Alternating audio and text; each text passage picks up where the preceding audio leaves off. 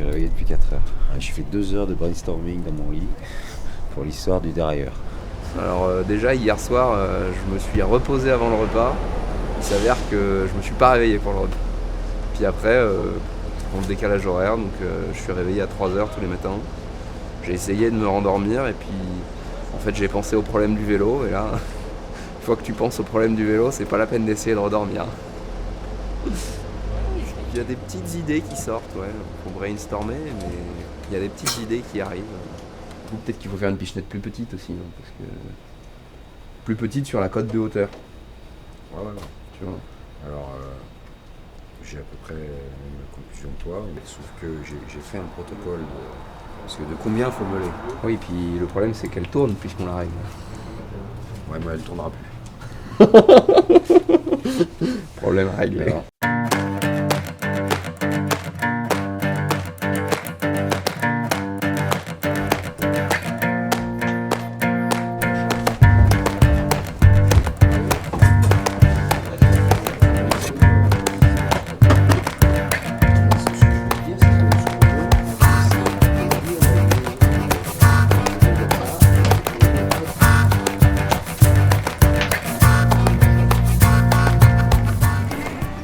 La mission de ce matin, ça va être déjà de remonter les piles dans les pédales qu'on a changé hier. Et après de remonter le vélo, regonfler les pneus comme il faut, pour qu'il soit prêt pour les premiers essais de ce matin. 4 barres. C'est combien 4 barres? 4 barres, vous avez 4 heures. Alors par contre, il va falloir ouvrir ça en fait. Bonne chance.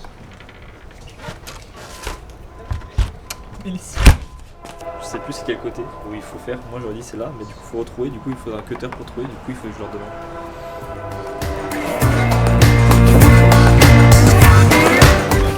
Il faudra un truc pour ouvrir là en fait. Quoi? Les power. Non, ça c'est l'équilibrage. Ok, alors il est où? Cherche.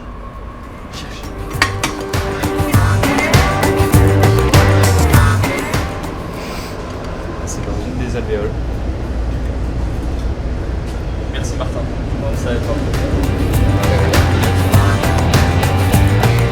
Il s'est pas gonflé nous alors. Plus comme ça, voilà, ouais, un peu plus comme ça là. Nickel. Ouais, c'est pas mal. Attention, ça pourrait un peu plus. Voilà, super, très bien.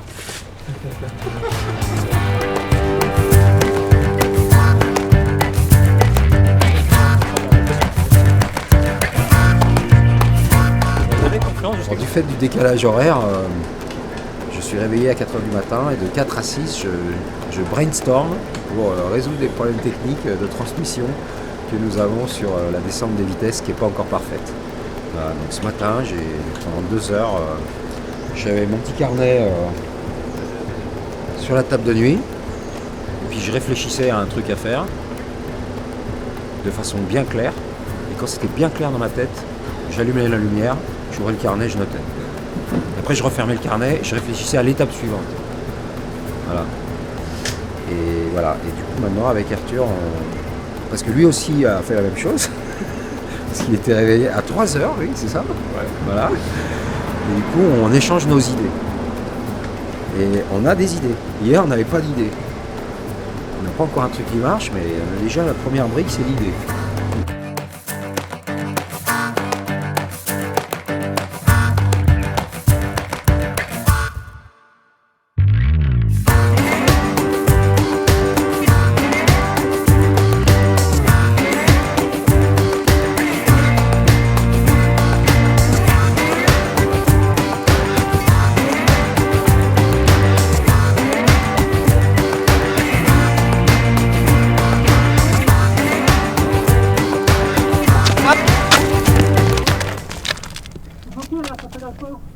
Ça pédale pas? Non. Ok. Voilà. Déjà, la vitesse, elle n'est pas sur la première. Tu as peut-être fait un demi-tour de pédale au moment d'enclencher. Peut-être juste un tout petit coup. Pourtant, j'ai juste. Mais sans t'en rendre compte. c'est pas- Peut-être nous, quand on a posé Non, le c'est pas vélo, grave, on c'est a pas roulé. grave, c'est pas grave. Mais t'as bien fait de pas appuyer. Oui, Parce que après, pour moi, pour l'enlever à la main, si toi tu la forces au pied, c'est plus là. J'ai pas beaucoup de force là, tu vois, à la main. Dans le... On s'est rendu compte que la transmission tournait pas, quoi. La chaîne était bloquée. Et ça peut venir du fait qu'on n'était pas dans la première vitesse dès le départ. Donc pour ça, on a utilisé le pit stop pour pouvoir mouliner dans le vide et la remettre en première vitesse.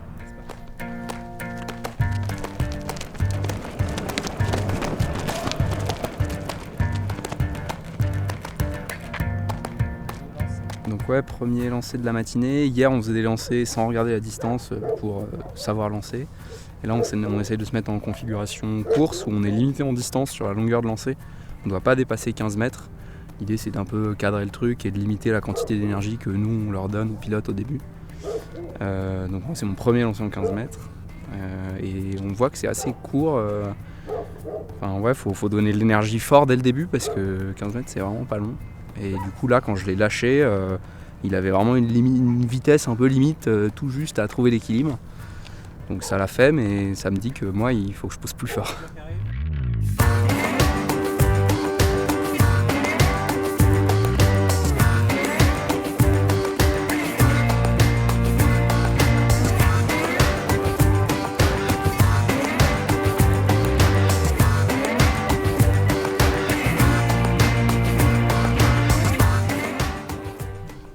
Ah, il maîtrise vraiment bien l'arrivée, il est parfaitement à l'aplomb. Il n'y a pas de stress, c'est bien. Hein.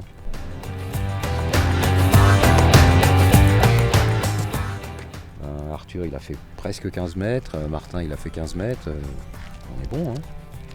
Mais bon, il faut qu'on résolve ce problème de dérailleur, là, il y a un vrai problème. Un vrai problème.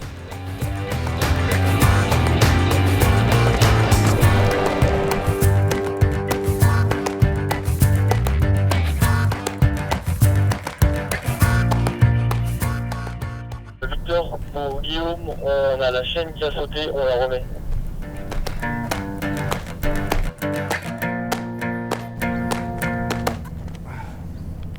J'aimerais bien arrêter d'avoir des courbatures, ça me saoule. Ah là, c'est dur. On donne tout, mais c'est pas facile.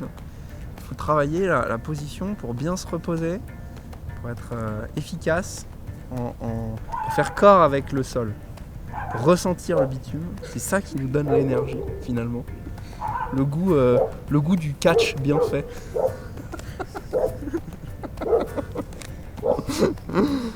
Aïe aïe aïe. 50.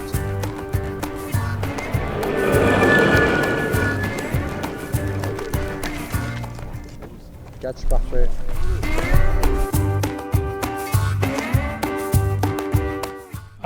Avant l'année dernière, quand je pédale en arrière, Ouais, des fois mais- ça merdait, mais après ça merdait plus du tout. Je pouvais tranquillement pédaler en arrière. Alors Là, c'est redevenu. à mon avis, si tu es à partir du milieu de cassette, tu peux pédaler en arrière. Ah, ok.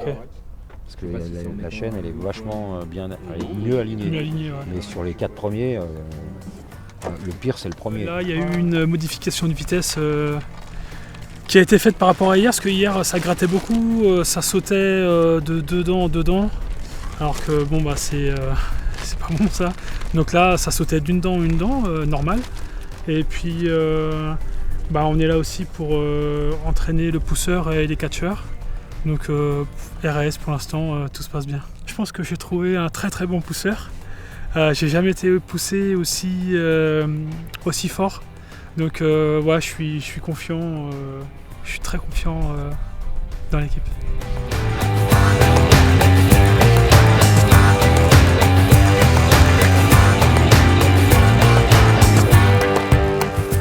Là, c'est très asymétrique, alors que là, non.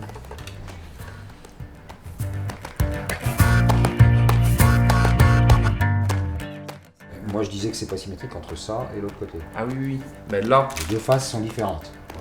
Ah ouais merde. Mais ça, mais c'est par pas contre, grave. il n'y en a ça. que sur une face. Voilà, sur cette face, il y a des marquages. Si tu Ah, et le de tournes, l'autre pas de côté, mar- il y a aucun que écrit marquage. Shimano de l'autre Non, côté. non, rien. Rien. Rien. Attends, j'ai vu Shimano tout à l'heure. Non, mais non. Ça devait être sur l'autre côté. Ah oui, là C'est en marqué petit, là. que c'est des Ouais, marquages ouais. de ce côté-là. Rien, c'est pas marqué là. Si, là. Le marquage était à l'extérieur. Bah écoute, Faut essayer, enfin, c'est pas il y a un fait, endroit. c'est pas fait pour faire joli, hein, donc je pense que ça va être encore mieux quand elle sera à l'endroit. Gain de vitesse, plus. Bah, zéro ça va moins frotter, ça va mieux passer. C'est sûr, ça va mieux passer. C'est sûr et certain. On cherche d'où viennent les problèmes et on trouve que la chaîne, il y aurait un sens de montage pour aider à remonter les pignons pour que la chaîne s'engraine mieux. Et donc on contrôle et nous, on ne serait pas monté dans le bon sens. Donc ça jouerait peut-être sur le fait que nos vitesses passent mal. Donc maillon rapide, on démonte la chaîne, on la monte dans l'autre sens et on essaye de voir si ça passe mieux ou pas. La chaîne, elle a tout un circuit de l'enfer. Ben, pour éviter de la sortir et puis de devoir la repasser là, avec ses petits doigts, ce que je vais faire, c'est que je prends un autre bout de chaîne que je vais accrocher à notre chaîne d'origine. On va faire circuler jusqu'à ce que la jonction rejoigne. On retourne la chaîne, notre chaîne la vraie, et on refait circuler dans l'autre sens et comme ça, on n'a pas trop besoin de trifouiller profondément. Ça se pratique dans la voile course au large, ça? Absolument, absolument. Dès qu'on change un cordage, hop, C'est bon, ça. un petit messager. Et hop. Un messager. Oh là là. Qui Il parie faut pas se tromper entre le messager et le messageur. Ah, je sais, c'est la manivelle qui bloque là, la main du ficelle.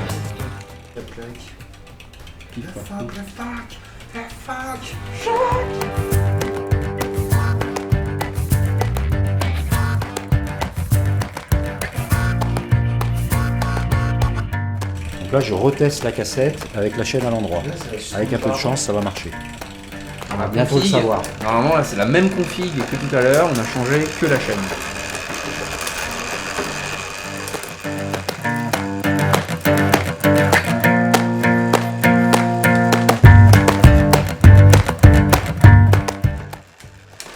Chercher à partir de quand, ça marche vraiment pas.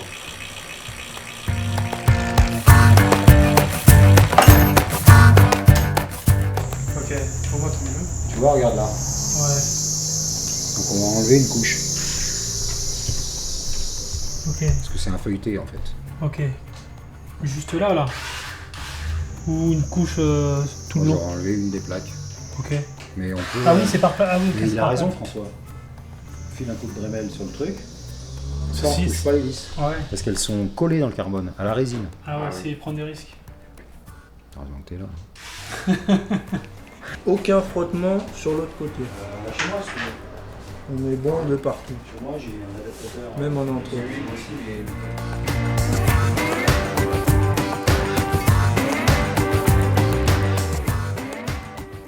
Martin donne un coup de tournevis comme ça à vitesse constante et moi j'incrémente la cassette pour que à chaque fois on donne le petit coup de chiffon qui va bien entre les dents pour enlever toute la limaille pour mettre les chaînes neuves. Je vois pas ce que je fais, donc Nickel. on aura le premier résultat dans 80 creux. Mais moi, je vois ce que tu fais, donc c'est bon. Ah bon?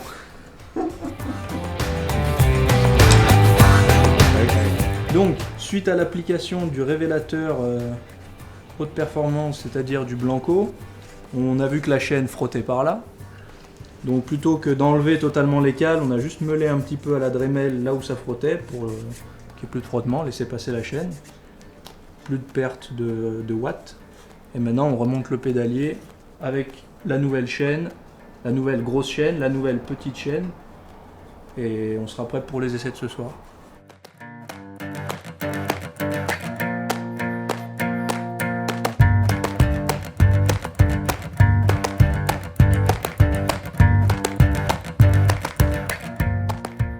Guillaume veut rouler un petit peu avec le vélo, donc on met les roulettes du vélo, c'est comme pour les enfants, on met des petites roulettes sur les côtés pour pas tomber. Et après il peut rouler avec. Voilà. On va faire des allers-retours comme avec François, mais du coup avec Guillaume.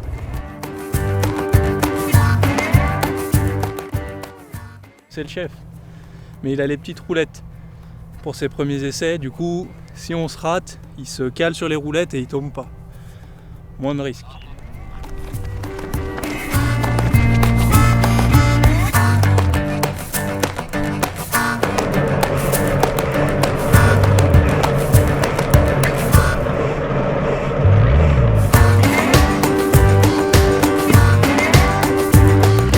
Comment tu veux qu'on ait une équipe cohérente et qu'on fasse un travail de qualité, Victor? Il y a des moments où on rigole, des moments où il faut être sérieux. Précise, Là, parce qu'il y a la caméra, on c'est est Victor avec un sérieux. K. Devant la caméra, toujours sérieux. Les petits jeunes qui foutent rien et qui font les cons au moment où il faut être sérieux. Là, on lance le chef, on lance pas François. François, le chef, non, le chef, on fait pas de conneries. Et lui, il fait des conneries. Ça, c'est intolérable. Donc on précise bien qu'on parle de l'audit. Oui, alors parce qu'il y en a deux. Il y a ce qu'on appelle le prototype, puis la version bêta un petit peu, puis la version finale. Souvent le prototype est un peu raté. Et voilà, on peut pas toujours faire le meilleur. Bon bah là on a l'exemple du meilleur et du moins meilleur.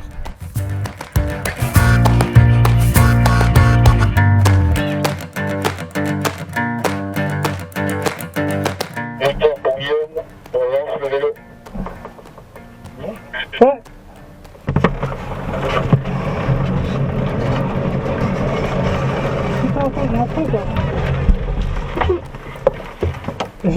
Je sais pas ce qu'il y a là. On va sur la gauche, non?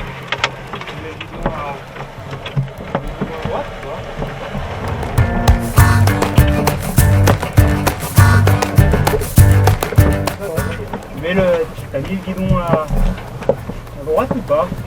Ouais, je comprends pas, j'ai l'impression qu'il y a un truc qui force. Bah, j'ai entendu que ça frottait. Ouais, le vélo est parti bien à gauche. Puis on l'a bien poussé à droite, mais un peu de mal à revenir, donc on l'a poussé un peu plus longtemps. Au moins, il n'est pas tombé. Il tombe pas. Alors Victor pour Guillaume, tout simplement, quand on le lance, il va directement sur la gauche, il oblige de forcer pour revenir et Martin n'arrive pas à compenser ce déséquilibre. Il y a eu des petits réglages qui ont été faits cet après-midi sur les vitesses. Et puis finalement, en remettant tout le bloc de vélo dans le carénage, il y a peut-être un câble qui touche un peu trop sur le carénage à l'intérieur. Et en fait, ce câble-là m'empêche de bien guidonner pour bien trouver mon équilibre. Donc il force d'un côté, donc moi ça me fait des contre-forces. Je sais pas si c'est bien expliqué, mais en tout cas ça m'empêche d'avoir de la sensibilité dans mon guidon. Et je vais tout de suite sur la gauche.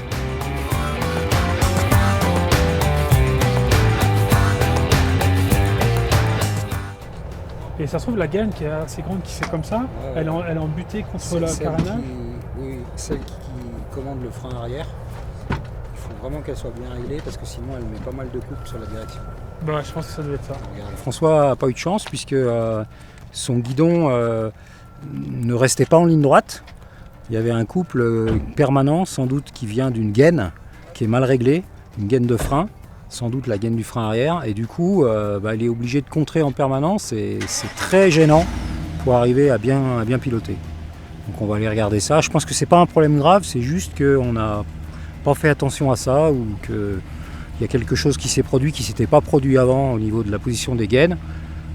On va regarder et puis on va régler ça. Voilà. Autrement, moi j'ai pu faire mes 4 petits allers-retours sans toucher les petites roulettes, donc ça fait plaisir. Je fais partie des grands maintenant. Et puis voilà, François en a fait 3, mais ça se passe bien, tout va bien. Les vitesses passent bien, les problèmes qui étaient importants sont réglés, donc ça va.